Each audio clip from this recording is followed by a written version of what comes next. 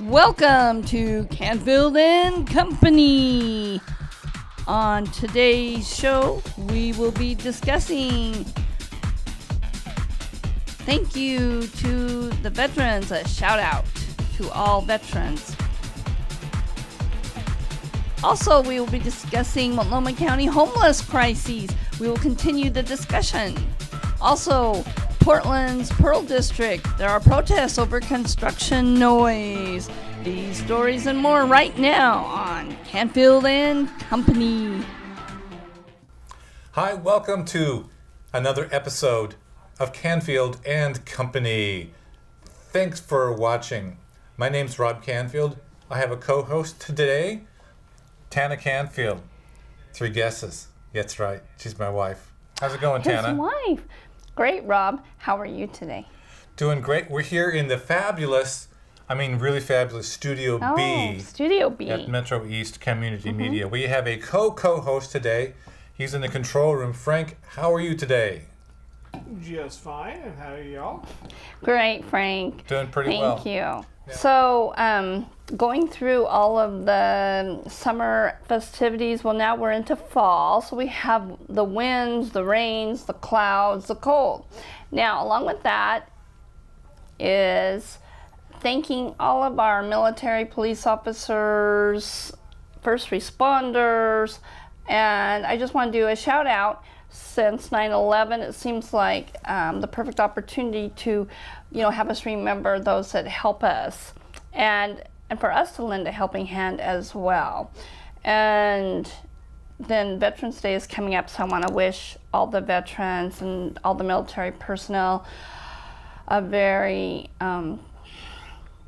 restful, relaxing Veterans Day. I hope you take time off for yourselves, because you are our unsung heroes and you definitely deserve all the respect and more that you receive. So thank you. Mm-hmm. And we have a veteran in the control room. And we do. So happy you were Veterans in the Day, Frank. Air Force, Frank, correct? Yes, I was. Where, what parts where did you serve when you were in the Air Force? What stations? San Antonio for 5 years, Woohoo! Korea for over a year, Germany for 2 years, Utah for about 10 years, Ellsworth, South Dakota for 2.5 years, 6 months in Qatar, and then back to Ellsworth, and then I retired. Is that like 20 plus years? 22 years, 8 months, 14 days. Aha. What was your favorite post?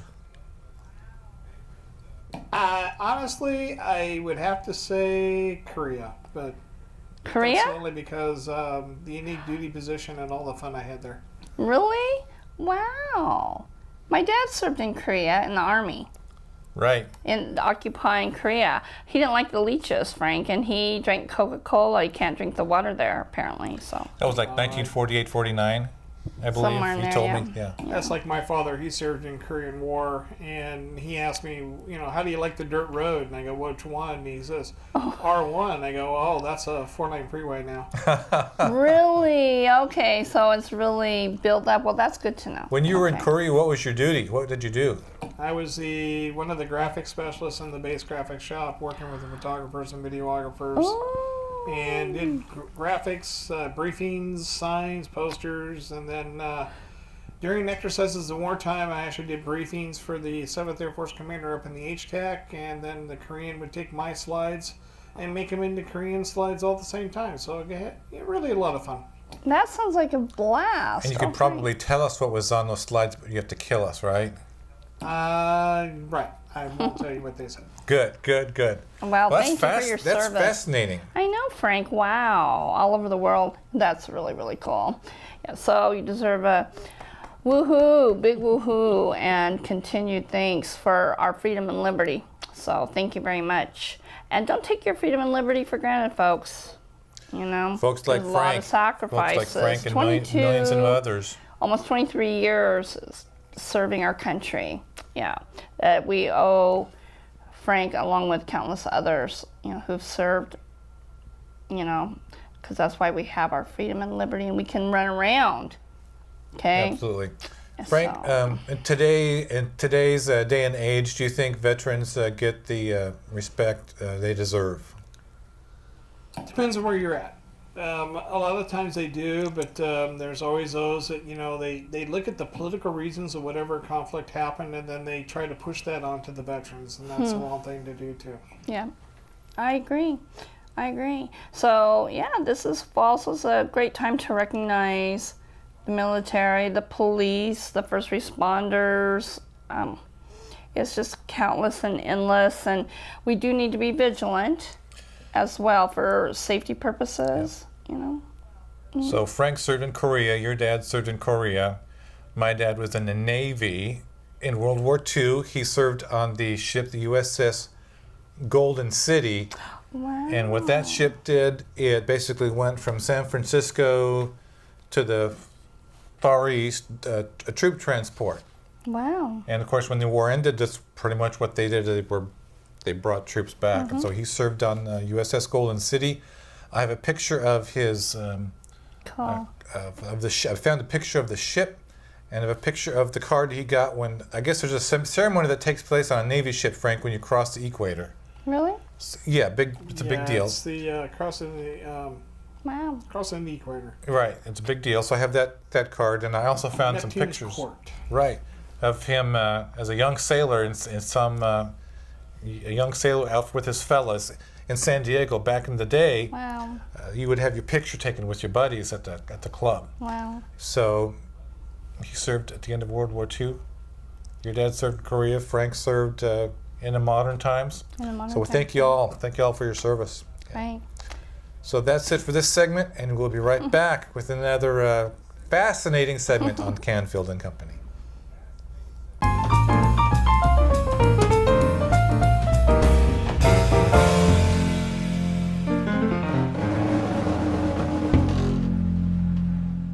Now, with that, there is a homeless crisis problem.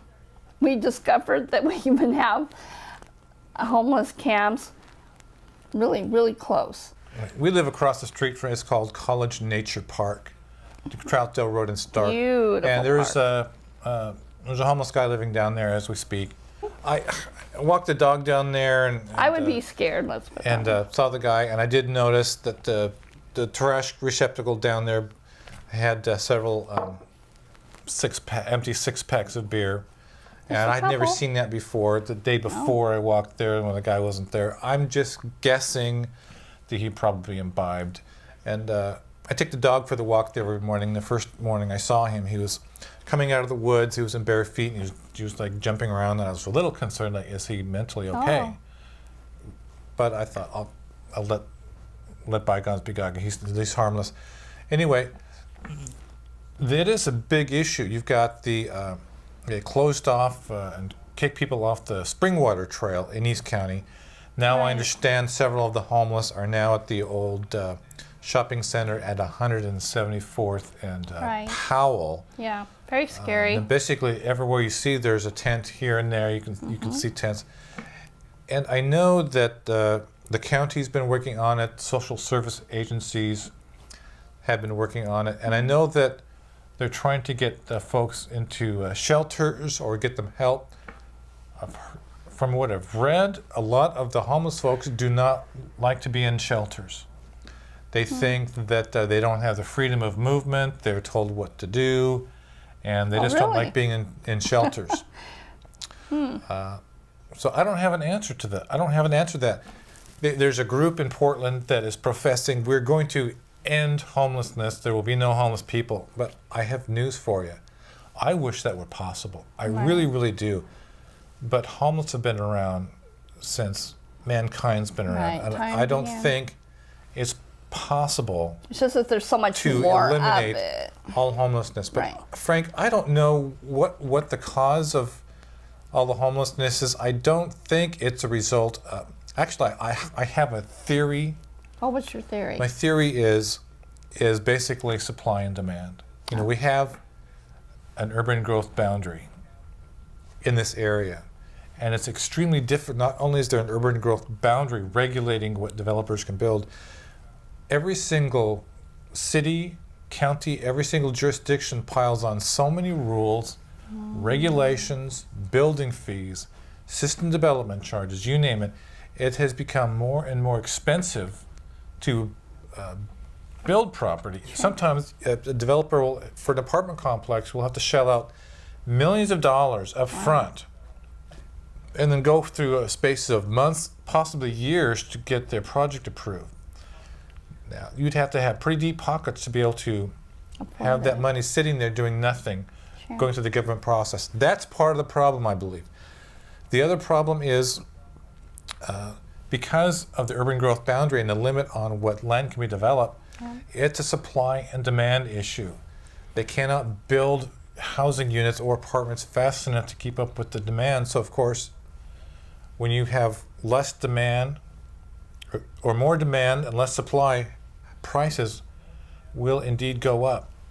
The other part of what's going on is the jobless situation in the entire state of Oregon, not let alone Multnomah County.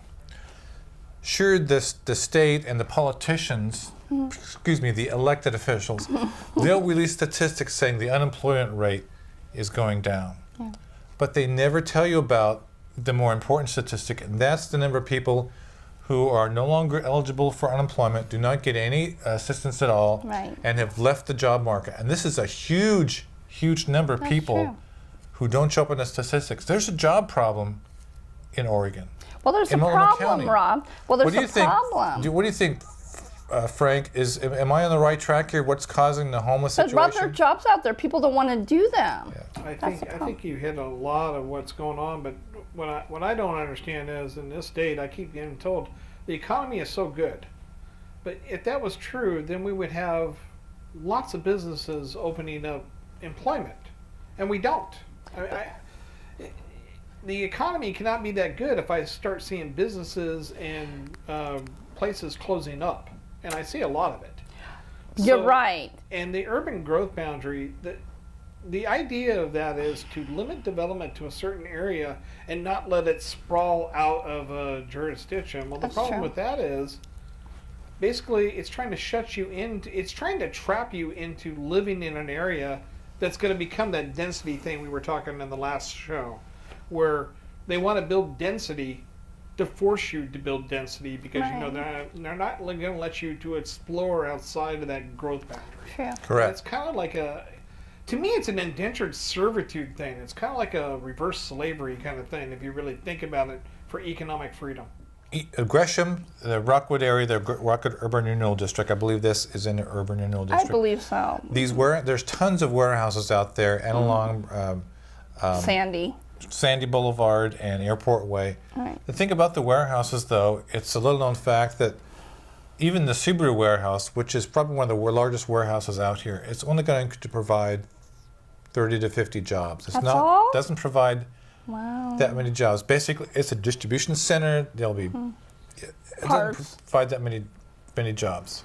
I'm surprised. I mean, jobs are good. What about administrative? It's corporate, isn't it, for the distribution? It's going to provide some money to the Gresham area because of its being built and providing the physical property, right? Jobs, he's right. There's not going to be that many jobs, but some are going to be available. And it might open up more businesses if the Subaru distribution center takes off. I think that's the whole thing. It may have a multiplier effect. You're right. Just like what happened with what's happening in Troutdale in the enterprise zone. That has been a multiplier effect. So as far as the homeless issue is concerned, I hate people who just lump them into like, oh, they're terrible. They're not. People get into opportunity, a second chance. Situations, and they're all human beings and deserving of dignity and respect. Definitely. However, again, they should be, and I hope the government agencies and the social service agencies are triaging them. You know, the mentally ill. See if they need help. People who are just down on people who are down on their luck and just need some help finding the resources, like help them out. Encouragement, support. And the folks who are doing crime, you know, take care of those people. They'll pay their time. And just triage all and continue to help the people down there and those who don't want help. That's what I don't know what to do, Frank. What do you do with folks who don't want to go into a shelter, who don't want help, and just want to be drug addicted and live on their own and be homeless. What? You have to wait. And that's a rough thing to do. I mean, It's a civil liberties and I know issue, a kind business of. owner down in East Portland here, over there in the Gateway District. He has several homeless people who moved up from the Springwater corridor living near his dumpsters, and he allows it. And I happen to know those people are actually good people. I talked to them. Yeah. Right. But they have no desire to have a job. They have no desire to improve their situation. They want to live the way they live. And I don't know the answer. I really don't. I don't have the answer either because the Constitution says if you want to, you can live that way as long as you're not breaking the law. Well, what I think what the faith-based churches, we all need to come together, prayer, definitely we Definitely need prayer. some divine intervention here for these people. Somehow, some way, we just keep knocking, and the people will someday listen and open the door and want the help. So I really believe that somehow, some way, we're going to be able to reach out and be able to, help them. And thank you to all our social service agencies, and governmental agencies, the churches, the charities. I mean, everybody is in this. We're all in this together. And I know where I work, I know that they always say, who should we help? So I know we're going to have community projects as well, and where we live out in East County. Right. Because that's actually where the problem has stemmed from. And I really want the people to know that our thoughts and prayers are with all those people that have lived along the corridor and continue to, that have endured the problems. I mean, what was it? Thousands of needles and urine and, oh my goodness, just, these poor people were robbed. I mean, it's really, really, really, it was a destitute area, very sad, and hopefully they've cleaned it up now. So anyway, just can't give up on any of the folks. They're human beings. They're worthy of our dignity and respect. Definitely, yeah. Even the most incorrigible, even the worst of drug addicts, let's not give up hope on them. No. Hope springs eternal, even for homeless situation. We just have to keep on moving forward and everyone just do the best they can, treat everybody with respect, right? Well, I hope that they'll appeal, absolutely. I hope that they'll appeal the drug verdict. I hope that this marijuana issue will be put to bed in Oregon and Washington, because it's certainly not helping. That's a done deal. I'm afraid they opened up a Pandora's box. Yeah, I think they have. We'll have to do a show on that, Frank. Yeah. So that's it for this segment. We'll be right back for another topic on Canfield and Company.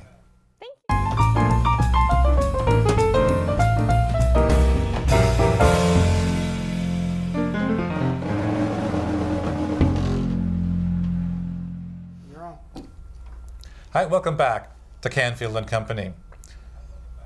When I'm looking for topics to do on the show, I often look to our local media, whether it's on the internet or traditional media, such as the oldie Portland Tribune. I noticed this story. It says, "Building boom, baby boom collide." Frank, and Tana, would love to be a headline writer. Building boom, baby boom collide. Anyway, it says pile driving and kindergarten don't mix well in the Pearl District. Oh. Barring, I'm going to quote from the paper, and we'll figure out what to put in. I'm going to quote from the paper. Barring any sudden changes of heart, Hoyt Street Properties will begin pile driving a block away from a new kindergarten in the Pearl District. It said, Hoyt Street, the major developer of the Pearl District, is using the noisy equipment, pile drivers, to build a new 21-story tower on the block bounded by Northwest Quimby and Pettygrove. And it's causing conflict with the Portland Public Schools, which just relocated a kindergarten 2 blocks away from the Ramona Apartments. Oh, that just sounds... And they're being pressured to use less noisy construction methods. Well, I have to laugh on this because if you're building a 21-story tower, you've got to put some structural things in very deep in the ground. Yeah. You need those pile drivers. and they make a lot of noise. A lot You have of to bore holes Yeah. to secure a 21-story building. There's no way around it, at least no more inexpensive way or more efficient way to do this. I'm kind of laughing. Oh, you got some more helicopter parents. Oh, the poor kids in the Portland Public Schools, they're going to hear some noise. I read the rest of the article, and they're saying, hey, as long as the kids are inside the school, their hearing's not going to be impaired in any way, shape, or form. Oh my gosh. So, and the pile driving, it doesn't last that long. No. But if you get, Why don't they just give them the ear guards? You've got these people, I think, who are too sensitive to construction noise. This is the price of progress, especially in the Pearl District. This is what the people wanted. They wanted density. Density means Let's give them density. you have to build Push up. it out there. You can't build out. And to build up, you Build have up. to do pile driving, especially for a 21-story building. So, I don't know. I don't really have any sympathy for these people. It's a busy area.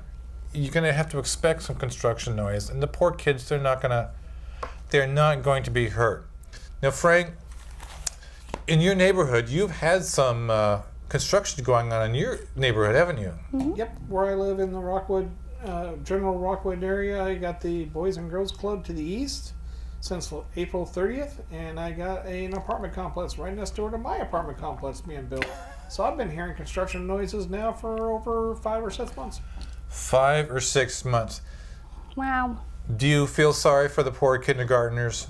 No, I don't, because the kindergarten is down in the Pearl District, and I recently served jury duty in the Multnomah County Courthouse, and even I heard noise in the courthouse. Right. So they're in an area where you're going to hear noise no matter what. So further in the article about the noise, the pile driving noise, it says parents are arguing that the sounds and impact of a nearby pile driver are more than just a nuisance or distraction. They're quoting research from the Federal Highway Administration that puts pile driving at 101 decibels, about 50 feet away, which is about equivalent to going to a rock concert. Woohoo! So the new location of the Chapman School Kindergarten, it's 200 feet away from the tower. But another one, they're going to build another development across the street. Crazy. So you're talking about 100 5 to 6-year-olds pile driving. I don't Well, let know. them make a lot of noise. Yeah. That's what I would do. I would say, kids, we're having recess Yeah, they're saying, all day long. oh, well, this noise is not suitable for education. Well, get them the ear muffs. It's all about education. Let me see. So it says regulators at the city, they recently tightened up the hours of the day pile driving could occur, but stopped short of requiring quieter foundation building material methods. So I don't have an answer. I don't really feel sorry because I don't think it's a real issue. It's not. I had I mean, to listen kids to are all kids. that. We have to listen to all that stuff. I mean, didn't hurt us. It's much ado about nothing. They should stop pile driving on. There you go. These are the same folks who moved to the Pool District for all the cool urban stuff. Yeah. This is the consequence of living in a densely urban neighborhood. You're going to have construction somewhere all the time. Well, Rob. If you don't like the urban setting with all the noise it brings, move on out to the suburbs, right? So 5 or 6 months, Franks. Have you lost any sleep from the noise, or? Oh, sometimes, but I mean, you know, what are you going to do? I mean, I Really. can't go over there and tell them to stop building. Buy I don't those know. ear things. Have you tried? It ain't Yeah. worth the effort. You Kind know? of over there, hey, you guys, you better stop that noise right now. I'm going to call the law. Yeah. You are 50 years old now, Frank, because now you can be the cranky old man in the neighborhood. You can actually do My that. lawn, yeah, I know. Yeah, you can see. Get off my lawn. Get off my lawn. Take your shotgun out there. Get off my lawn. See, when you turn, this is a little known fact for all you millennials out there. When you turn 50 years old, the state of Oregon gives you a license to tell people to get off your lawn. Yeah. Yeah. It's free for now, and it's still free, isn't it, Frank? The get off my lawn license. Oh, within limits. Yeah. So you're going to turn 50 eventually, all you millennials, and then You get the license to say, "Get off my lawn." If I Scram. have a lawn. Right. But anyway, more density just brings on more people and crowds. You can have it. And of course, being Portland, the article says about the pile driving in the Pearl District. Of course, being good progressive that they are, this is what they said. They're planning a surprise protest in front of Hoyt Street properties, and they're going to keep organizing too. Workers, Lord. kindergartners of the world, unite! We're going to keep on organizing. Oh, wow. I wish them well. I wish them luck. You want to go down there and join them? Hey guys in the Pearl District, if you want to come on the show, talk about your organizing. Yeah. I'll put you on the show, and I promise, during the can show, talk. I will not pile drive. I can go down to downtown Portland. You know, here pretty shortly, I heard that they're going to tear up all the bricks in Pioneer Square No. to resurface and reseal all the water leaks that are happening under that membrane, and then put the bricks back. Now, if you you can't tell me there's not going to be noise over that. Oh, a lot. I don't want them to disrupt my bricks. Our son and daughter have bricks down there. Once a year they go down there and go, "Hey, I found my brick." Well, they actually say all the bricks will be put back. They might not be in the same position you remember. Well, that would give them something to do on a bright sunny day. Find their bricks again. To be thick as a brick. But now you got to remember, you know who owns Pioneer Courthouse Square, don't you? It's not the city of Portland. Is it the Pioneer Courthouse Square Corporation, something like that? That's right. And guess who owns it? Channel 8. Oh. Well, Channel 8, don't touch my brick. So if you have any questions or comments on today's show, or if you'd like to be on the show, shoot me an email, robert@robertcanfield.com. I love that email because then I can remember it. It's got my name in it. It's got your name. robert@robertcanfield.com. You can also check out the Facebook page, Robert Canfield on Facebook.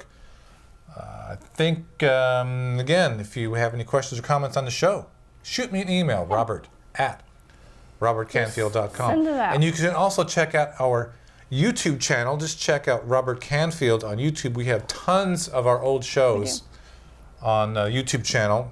Really, really interesting stuff, especially our first shows that weren't all that special.